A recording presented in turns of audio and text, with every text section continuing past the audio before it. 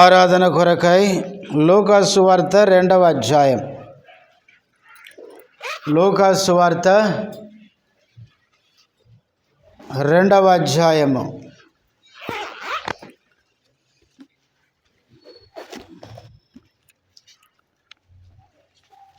లూకాసు సువార్త 2వ అధ్యాయము 13, 14 వచనాలు అందరం కలిసి చదువుకుందాం.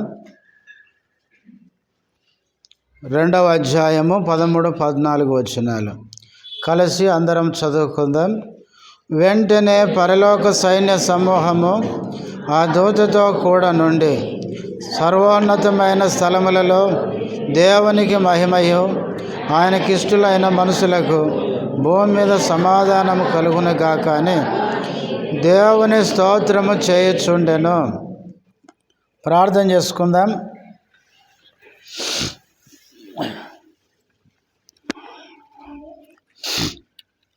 ప్రేమ కలిగిన మా తండ్రి, పరిశుద్ధుడైన దేవ, యేసుక్రీస్తు నామములో వందనములు, స్తోత్రాలు. ఇంతవరకు పాటల ద్వారా నిన్ను మహిమపరచడానికి సహాయం చేశారు. ఆరాధన వర్తమానంలోనికి వెళ్తుండగా సహాయం చేయండి. చదవబడిన వాక్య భాగంలో నుంచి మాతో మాట్లాడుతూ రండి. ఆరాధన కొరకై మమ్మల్ని అందరినీ సిద్ధపరచము. వచ్చిన బిడ్డలకై స్తోత్రాలు. ఇంకా వస్తున్న వారిని నడిపించమని యేసుక్రీస్తు నామములో స్తుతించి ప్రార్థిస్తున్నాము తండ్రి, ఆమెన్.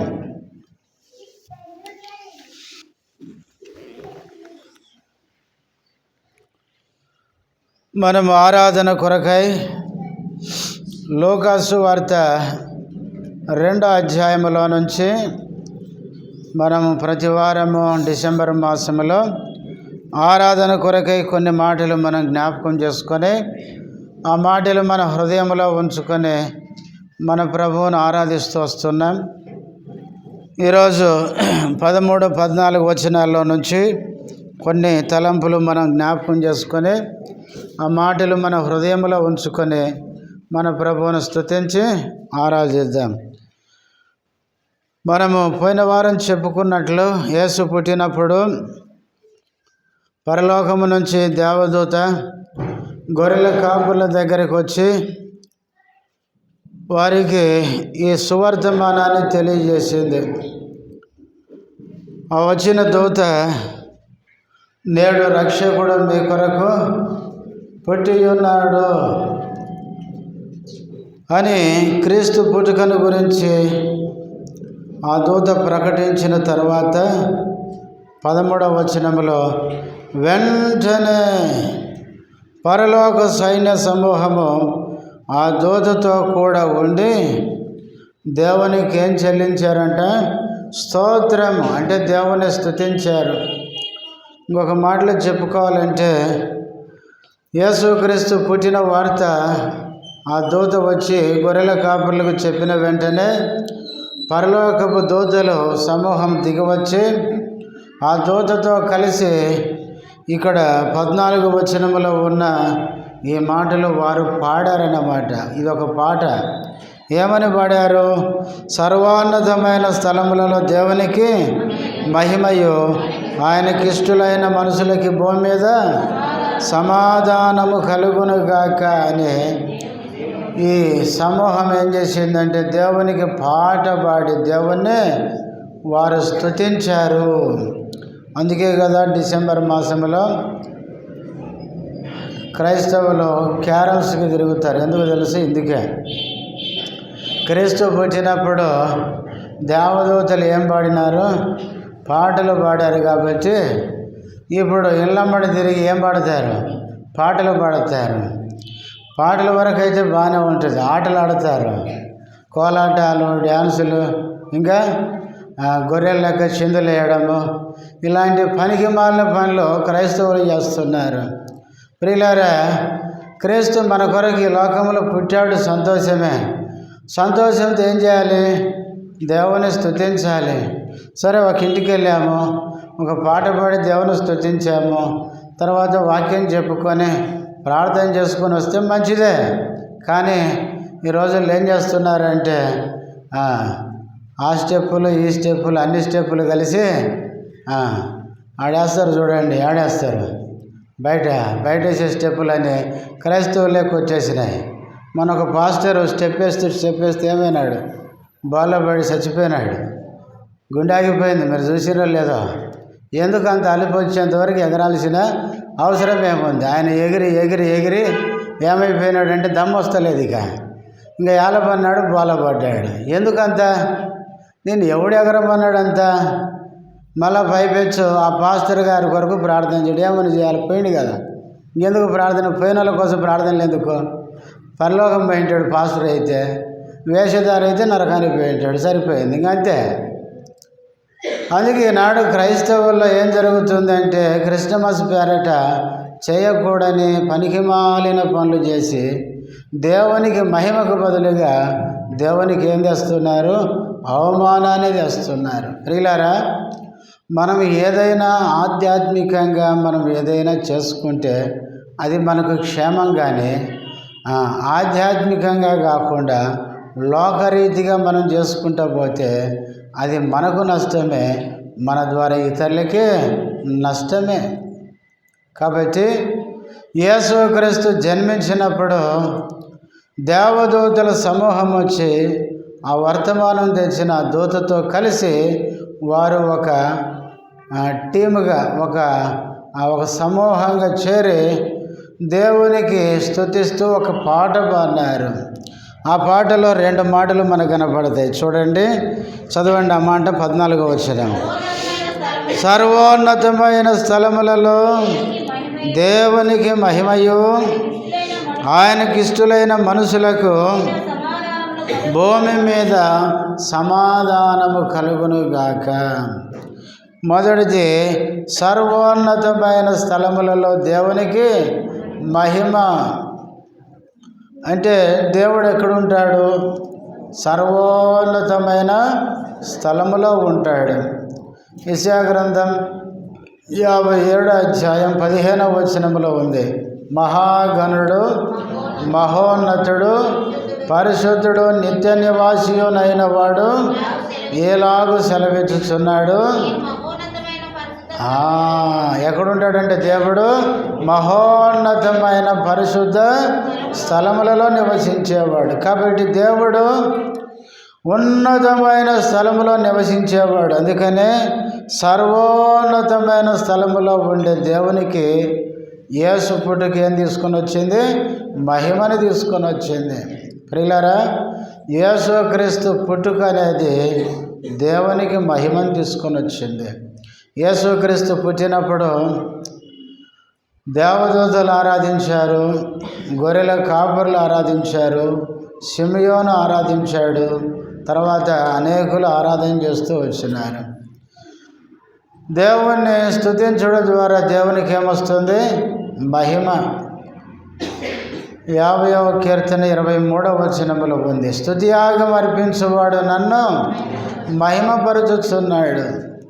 కాబట్టి యేసు పుట్టినప్పుడు దేవునికి మహిమ కలిగింది, దేవుణ్ణి మహిమపరిచారు. రెండవది, ఆయనకి ఇష్టలైన వారికి భూమి మీద సమాధానం. యేసు పుట్టుక ఈ భూలోకానికి ఏం తీసుకొని వచ్చింది? సమాధానం తీసుకొని వచ్చింది. యేసు పుట్టుక సమాధానం తీసుకొని వచ్చింది అంటే అంతకుముందు ఈ భూలోకంలో ఏమీ లేదు, సమాధానం లేకుండా పోయింది. ఎప్పుడైతే మానవుడు పాపం చేశాడో పాపాన్ని బట్టి ఈ లోకమంతా సమాధానము లేని లోకంగా తయారైపోయింది. మానవుడు ఎప్పుడైతే పాపం చేశాడో మొట్టమొదటిగా దేవునితో సమాధానం పోయింది. దేవుని నుంచి మానవుడు ఏమైపోయినాడు? దూరం అయిపోయినాడు. దేవునికి మనుషునికి మధ్య ఎడబాటు అనేది ఏర్పడింది. దేవునితో మానవునికి ఎడబాటు ఎప్పుడైతే వచ్చిందో దేవుని నుంచి దూరమై దేవునికి మానవునికి సమాధానం లేకుండా పోయింది. రెండవది, పాపాన్ని బట్టి మనుషుల మధ్య కూడా ఏమి లేదు, సమాధానం లేదు. మనము ఆదికాండం 3వ అధ్యాయంలో ఆది దంపతులు పాపం చేశారు.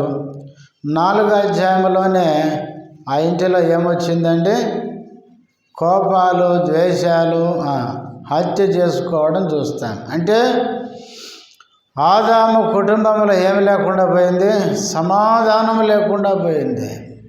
కయ్యను వచ్చి హేబేలు మీద పడి హేబేలును చంపినాడు. చంపినందుకు కయ్యనుకు నెమ్మది లేదు.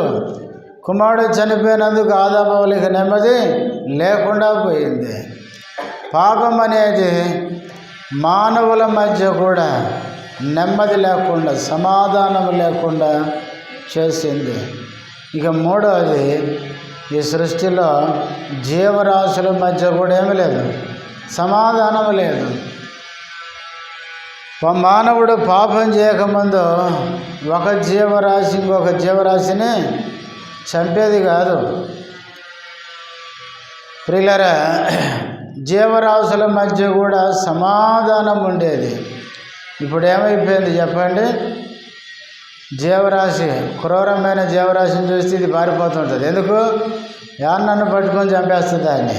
కాబట్టి జీవరాశుల మధ్య కూడా సమాధానం లేదు.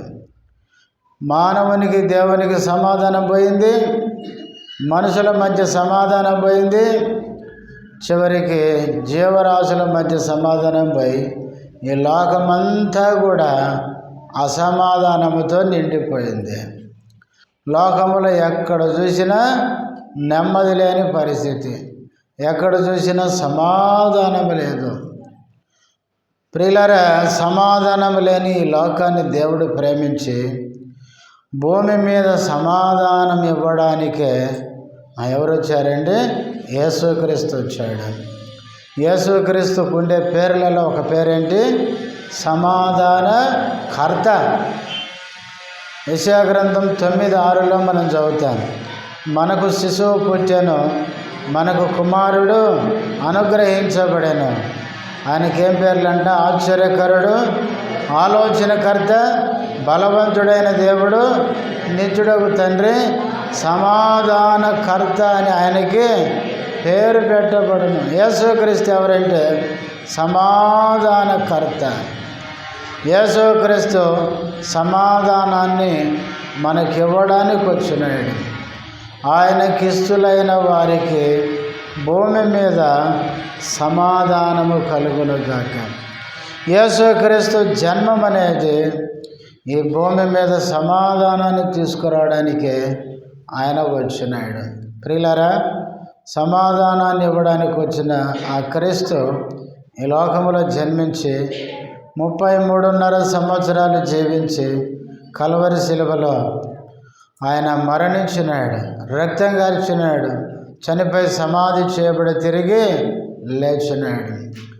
ఆ రక్షకుడు ఈ లోకంలో జన్మించి శిలువలో మరణించి తిరిగి లేచడం ద్వారా ప్రియులారా, ఆయన భూమి మీద మనకేమిచ్చాడంటే సమాధానం ఇచ్చాడు. ఎక్కడెక్కడ సమాధానం చూడండి. మొదటిది కొలస్సీలకు రాసిన పత్రిక 3వ అధ్యాయం. కొలస్సీలకు రాసిన పత్రిక 3వ అధ్యాయం 15వ వచనం. క్రీస్తు అనుగ్రహించు సమాధానము మీ హృదయములలో ఏలుచుండనీయుడి. ఇందుకొరకే మీరొక శరీరముగా పిలువబడితిరి మరియు కృతజ్ఞులై ఉండుడి. క్రీస్తు అనుగ్రహించు సమాధానము మీ హృదయములలో ఏలుచుండనీయుడి. యేసుక్రీస్తు మనకిచ్చిన సమాధానము ఎక్కడంట? హృదయములో సమాధానం. ప్రియులారా, యేసుక్రీస్తు మనకు మొట్టమొదటిగా మన హృదయంలో సమాధానం ఇచ్చినాడు. మనం ఎప్పుడైతే యేసుక్రీస్తును నమ్మి యేసునందు విశ్వాసం ఉంచామో సమాధానకర్త అయిన క్రీస్తు ఎక్కడికి వచ్చాడు? మన హృదయంలోకి వచ్చాడు. క్రీస్తు మన హృదయంలోకి ఎప్పుడైతే వచ్చాడో మన హృదయంలో ఆ క్రీస్తు ఏమిచ్చాడండి? సమాధానం ఇచ్చాడు. హృదయములో సమాధానం. క్రీస్తు మన హృదయములో లేనంత కాలం మనకేముండదండి? హృదయములో సమాధానం ఉండదు, నెమ్మది ఉండదు. అందుకే యేసుప్రభు అన్నాడు యోహాను సువార్త 14:1, మీ హృదయములను కలవరపడనీయకుడి, వెరవనీయకుడి. మానవుడు పాపములో ఉన్నంత కాలము హృదయములు ఏముంటుందండి? కలవరం ఉంటుంది. యేసుక్రీస్తు జన్మించాడన్న వార్త హేరోదు విన్నప్పుడు ఏమైనదంట? ఆయన హృదయంలో కలవరపడ్డాడంట. ఇది ఎక్కడ రా నాయన, నేనే రాజుగా ఉంటే ఇంకొక రాజు పుట్టాడంట అని ఆయన కలవరం చెందాడు, కంగారు పడ్డాడు. ప్రియులారా, పాపములో మానవుడు ఉన్నంతకాలం మానవుని హృదయంలో కలవరం ఉంటుంది, సమాధానము, నెమ్మది అనేది ఉండదు. ఎప్పుడైతే క్రీస్తుని నమ్మామో, క్రీస్తు మన హృదయంలోకి వచ్చాడో, మన హృదయంలో ఉన్న కలవరాలన్నీ పోయి హృదయము సమాధానముతో నిండిపోతుంది. మొదటిగా ప్రియులారా, మన హృదయంలో మనకు సమాధానం. క్రీస్తుని నమ్మిన వారికి పైకి ఏమున్నా లేకపోయినా హృదయంలో ఏముంటుందండి? సమాధానం ఉంటుంది. ఎప్పుడు సమాధానం? అన్నీ బాగున్నప్పుడు కాదు.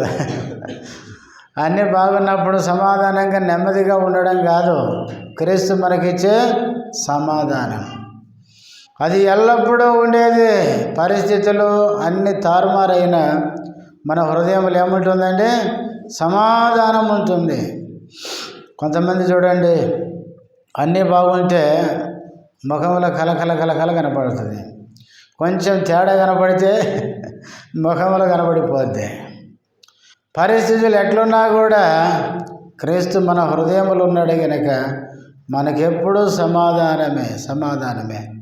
ఒకసారి బక్షి గారి గురించి నేను విన్నాను. గుంటూరు స్పెషల్ మీటింగ్స్ కొరకు ఆయన వచ్చినాడు. వస్తే ఆయనతో పాటు చాలామంది సేవకులు వచ్చినారు. వస్తే ఆయనకు ఒక రూమ్లో ఉండడానికి అరేంజ్మెంట్ చేశారు. పక్క రూమ్లో సేవకులందరూ ఉండడానికి అన్ని ఏర్పాట్లు చేసినారు. బక్షి గారు ప్రయాణం చేసి అలసిపోయి వచ్చి ప్రార్థన చేసుకుని పడుకున్నాడు, నిద్రపోతుంటే ఇంతలో ఏమైందంటే ఒక చిన్న ఎలుక వచ్చి సేవకులు వాళ్ళ బట్టల్లో దూరగానే వెంటనే లేచి ఒకరి మీద ఒకరు పడుతూ ఇక సావు కేకలు పెడుతున్నారంట. పెడతా ఉంటే బక్షి గారు ఉలుకలేదు పలుకలేదు, నిద్రపోతున్నాడు బాగా. తర్వాత చాలాసేపటి తర్వాత మెల్లగా లేచి కూర్చొని ఎందుకు అరుస్తున్నారు అని అడిగాడంట.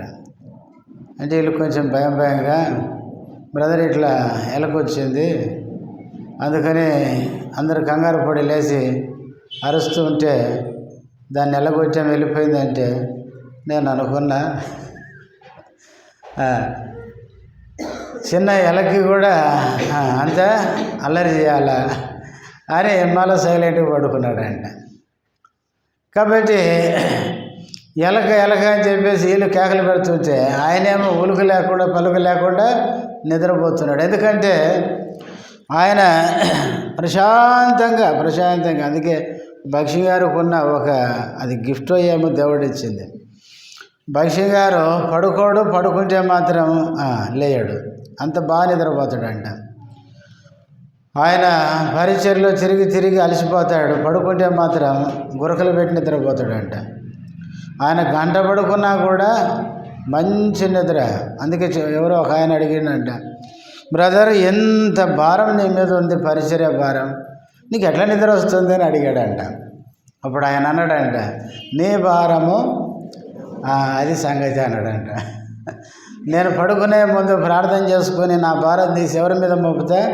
నా ప్రభు మీద మోపుతా. ఇంకా నాకు భారం లేదు కాబట్టి ప్రభువే నా భారాన్ని మోసేవాడు, ఇంకా నాకెందుకు నిద్ర రాదు.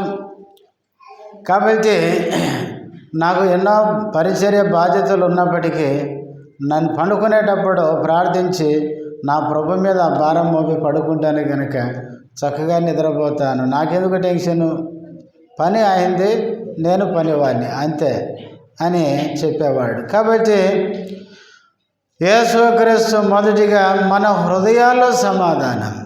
రెండవది చూడండి, ఎఫెసీయులకు రాసిన పత్రిక 2వ అధ్యాయం ఎఫెసీయులకు రాసిన పత్రిక 2వ అధ్యాయం 14 నుంచి చదవండి. ఆయన మన సమాధానమై ఉండి మీకును మాకును ఉండిన ద్వేషమును అనగా విధి రూపకమైన ఆజ్ఞలు గల ధర్మశాస్త్రమును శరీరమందు కొట్టివేడు చేత మధ్య గోడను పడగొట్టి మన ఉభయులను ఏకము చేసెను. యేసుక్రీస్తు ఎవరంట? మన సమాధానమై ఉండి మీకు మాకు ఉండిన ద్వేషం. మీకు మాకంటే, మీకు అంటే ఎఫెసీయులకి, మాకు అంటే యూదులకి. ఎఫెసీయులు అన్యులు, పౌలు ఎవరంటే యోధుడు. యోధులకి అన్యులకు మధ్య ఏముంది? ద్వేషం ఉంది. యోధులు ఎప్పుడు అన్యుల దగ్గరికి పోరు. అందుకే యోహాను సువార్త 4వ అధ్యాయంలో యేసు ప్రభు సమరయ స్త్రీ దగ్గరికి వెళ్ళినప్పుడు ఏమనింది? యోధుడవైన నీకు సమరయురాలైన నాకు ఏమి సాంగత్యము, ఏం సంబంధం, ఏం సావాసం అని మాట్లాడింది. అంతేకాదు అపోస్తలుల కార్యములు 10వ అధ్యాయంలో పేతురు కొర్నేలు ఇంటికి వెళ్ళినాడు. కొర్నేలు ఎవరండి? అన్యుడు. పేతురు ఎవరు? యోధుడు. అయితే కొర్నేలు ఇంటికి వెళ్ళి వచ్చిన తర్వాత ఏమైంది? యెరూషలేముకు తిరిగి రాగానే వాదం పెట్టుకున్నారు. చూడండి, అపోస్తలుల కార్యములు 10వ అధ్యాయం, అపోస్తలుల కార్యములు 11వ అధ్యాయం 2-3 వచనాలు. పేతురు యెరూషలేమునకు వచ్చినప్పుడు, అంటే యోధులు అన్నమాట, సున్నతి పొందిన వారు, నీవు సున్నతి పొందని వారి యొద్దకు పోయి వారితో కూడా భోజనము చేసితివని అతనికి ఏం పెట్టుకున్నారు? వాదం పెట్టుకున్నారు. యూదులు అన్యులతో సాంగత్యము చేయరు, అన్యులతో కలిసి భోజనము చెయ్యరు. యూదులు వాళ్ళు ప్రత్యేకంగా ఉండాలనుకునేవారు.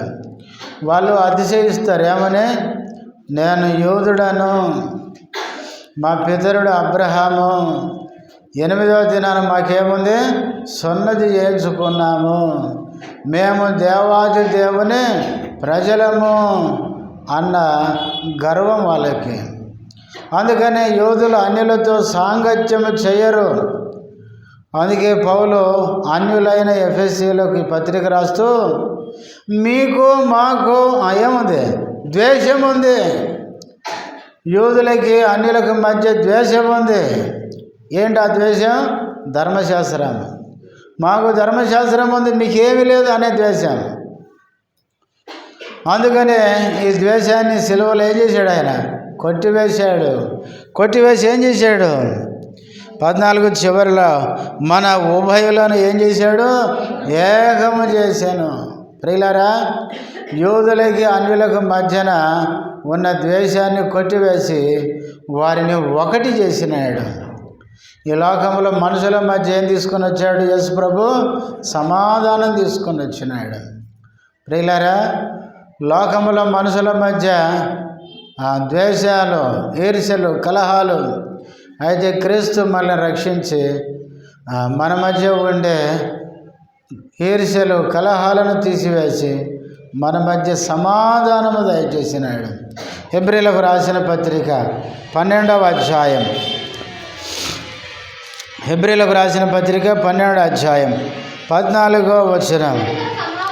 అందరితో సమాధానమును పరిశుద్ధతయు కలిగి ఉండుటకు ప్రయత్నించుడి. పరిశుద్ధత లేకుండా ఎవడనో ప్రభువును చూడడు.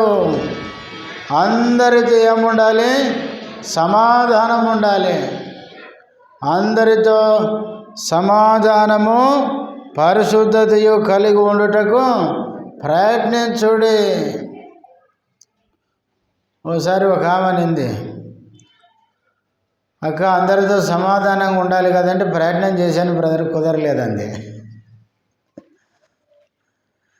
ప్రయత్నం చేసిందంటే కుదరలేదంట. కాబట్టి సమాధానం పక్కన ఏముందంటే పరిశుద్ధత అనే మాట ఉంది. సమాధానం లేదు అంటే మన పరిశుద్ధత ఏమైంది, లోపించింది అని. అందుకనే పరిశుద్ధతకి సమాధానానికి సంబంధం ఉంది. అందుకే పౌలు హెబ్రీలకు రాస్తూ అందరితో సమాధానముగా ఉండడానికి ప్రయత్నము చేయండి. రామపత్రిక 12వ అధ్యాయంలో కూడా ఉంది. శక్యమైతే అందరితో ఏముండాలి, సమాధానం. చూడండి రోమీయులకు రాసిన పత్రిక 12వ అధ్యాయం ఎన్నో వచనం 18. శక్యమైతే మీ చేతనైనంత మటుకు సమస్త మనుషులతో సమాధానముగా ఉండుడి. శక్యమైతే ఏం చేయాలంటే సమస్త మనుషులతో మనకేముండాలి, సమాధానం ఉండాలి. కాబట్టి దేవుణ్ణి నమ్మిన మనము అందరితో సమాధానం. యేసుక్రీస్తుని అడిగామనుకోండి, ప్రభువా నీకు ఎవరైనా శత్రువులు ఉన్నారంటే ఏమంటాడండి? అదిగో ఫలానూరులో ఉన్నాడు అంటాడు. యేసుక్రీస్తుకు ఎవరు శత్రువులు లేరు. దేవుని పిల్లలకి మనకైతే ఉంటారు కదా, మందిరాల్లోనే ఉంటారు. చాలామంది మందిరాల్లోనే ఒకరికొకరికి ఏం కాదు, ఒకరు ఇటు వస్తే ఒకరు ఇటు పోతారు, ఒకరు ఈ డోర్ను పోతే ఒకరు ఆ డోర్ను పోతారు. అంటే ఎదురుగా రావడానికి కూడా ఇష్టపడరు. ఒక ఊరిలో ఒక ఆయన, నేను కొత్తగా పరిచయం అయిపోయినా, పోతే ఆయన ఒక లిస్టు రాసినాడు.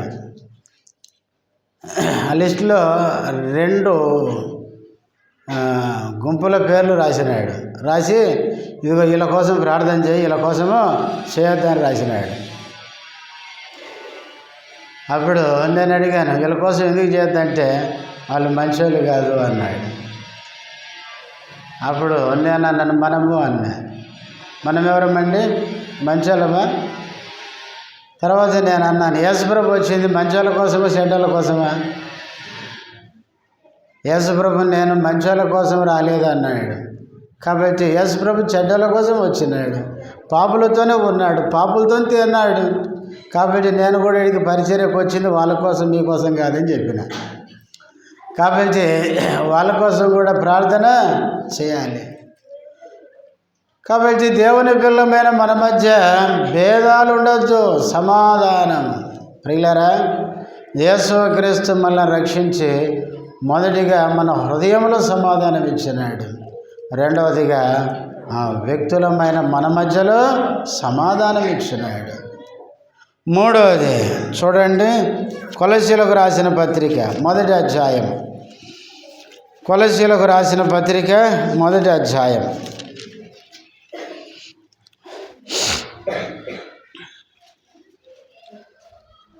22వ వచనం.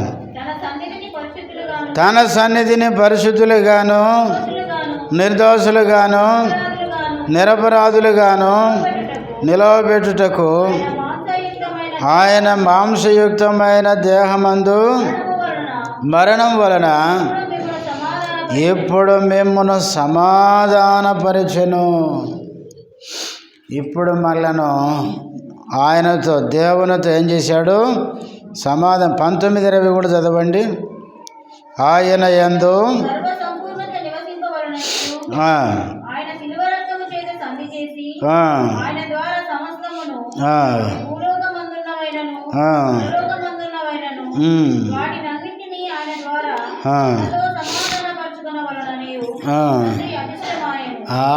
యేసుక్రీస్తు శిలువ మరణము ద్వారా భూమి మీద పరలోకములో ఉన్న వాటన్నిటినీ తండ్రితో సమాధానపరచుకోవాలని ఆయనకి అభీష్టమైందంటే, ఇష్టమైంది. యేసుక్రీస్తు ద్వారా దేవునితో మనకేమిచ్చాడంటే సమాధానము. రోమాపత్రిక 5వ అధ్యాయం, రోమీయులకు రాసిన పత్రిక 5వ అధ్యాయం 11వ వచనం. అంతేకాదు మన ప్రభు అయిన యేసుక్రీస్తు ద్వారా మనము దేవుని యందు అతిశయపడుచున్నాము. ఆయన ద్వారానే మనము ఇప్పుడు సమాధాన స్థితి పొంది ఉన్నాము. యేసుక్రీస్తు ద్వారా తండ్రి అయిన దేవునితో సమాధాన స్థితి పొందాం. సమాధాన కారకుడైన యేసుక్రీస్తును బట్టి తండ్రితో దేవునితో మనకేం దొరికిందంటే సమాధానం. మొదటిగా మన హృదయంలో సమాధానం. రెండవది ఏంటంటే మనుషుల మధ్య సమాధానం. మూడవదిగా దేవునితో మనకేమిచ్చాడో సమాధానం ఇచ్చాడు. కనుక యేసుక్రీస్తు పుట్టుక అనేది భూమి మీద ఏం తీసుకొని వచ్చింది? సమాధానం తీసుకొని వచ్చింది. ఇప్పుడు యేసు నమ్మిన వారి మధ్య సమాధానం వస్తుంది, కానీ ఒకరోజు యేసుక్రీస్తు వస్తాడు కదా, రెండవ రాకడలో భూమి మీదకి వస్తాడు. వచ్చినప్పుడు ఈ భూమి మీద ఆయన రాజ్యాన్ని స్థాపిస్తాడు. అదే క్రీస్తు రాజ్యం. ఆ రాజ్యములో అంతా ఏముంటుంది చెప్పండి? సమాధానం. ఆదామవులు పాపం చేయకముందు భూలోకములో ఎలాంటి వాతావరణం ఉండేనో అది యేసుక్రీస్తు రాజ్యములో ఉంటుంది. ఆ రాజ్యాన్ని గురించి బైబిల్లో చాలా విషయాలు ఉన్నాయి. వాటిలో ముఖ్యంగా ఏంటంటే మనుషుల మధ్య సమాధానం. ఏ భయం ఉండదంట. బైబిల్లో ఉంది, ప్రతివాడు నిర్భయంగా చెట్టు కిందనే ఉంటాడంట. ఎవరో వస్తారు ఏమో చేస్తారన్న భయం లేదు. చూడండి, కొన్ని వచనాలు చదువుకొని ఆరాధనలోకి వెళ్దాం. మీకా గ్రంథము 4వ అధ్యాయం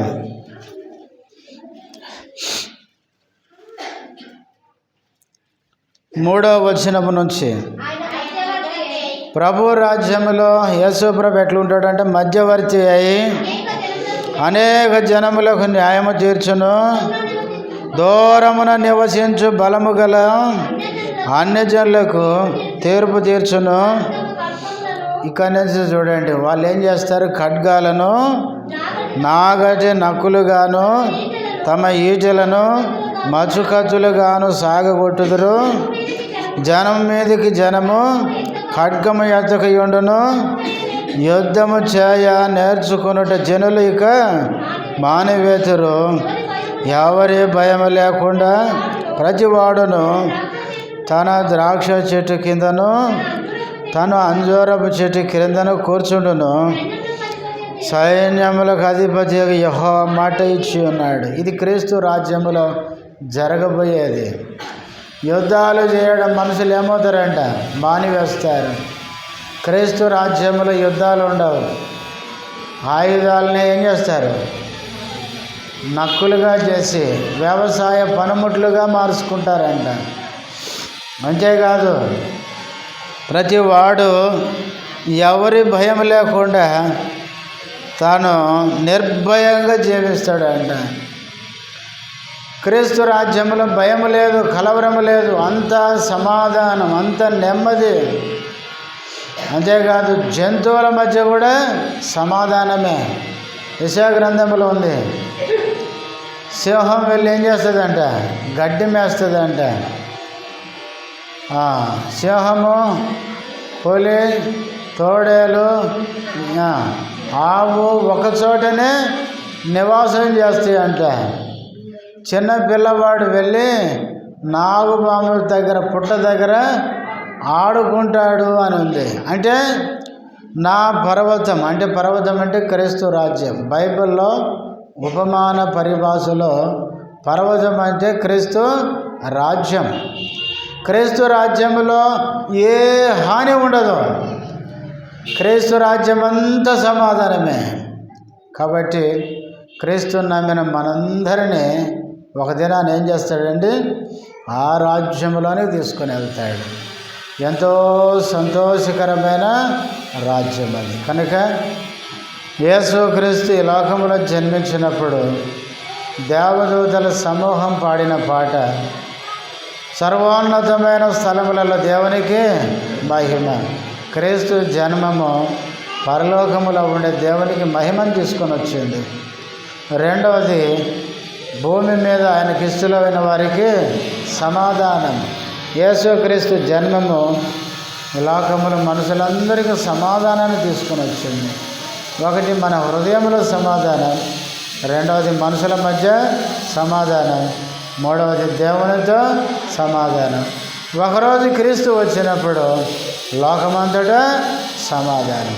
అట్లాంటి సమాధానకరమైన వాతావరణాన్ని మనకు క్రీస్తు ఇవ్వడానికి లోకానికి వచ్చినందుకు ఆ సమాధానకర్త అయిన క్రీస్తుని ఏం చేయాలి? హృదయమార స్తుతించి ఆరాధించాలి. అందరం లేచి నిలబడి ఒక చిన్న పాట పాడుకుందాం.